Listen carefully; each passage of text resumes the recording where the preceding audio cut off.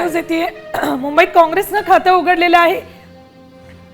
Ward 183 मधून आशा काळे विजयी झाले। 1450 मुंबईतनं काँग्रेसनं पहिलं खातं उघडलंय।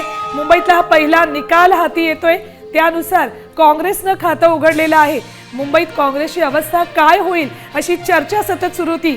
त्याच मुंबईमध्ये आता काँग्रेसनं खातं उघडलेलं आहे। 1450 मतांनी आशा काळे या विजयी झालेले आहेत। मुंबईतला पहिला विजय हा काँग्रेसच्या खात्यात। आशा काळे काँग्रेसच्या उमेदवार विजयी झालेले आहेत वॉर्ड 183 मधून।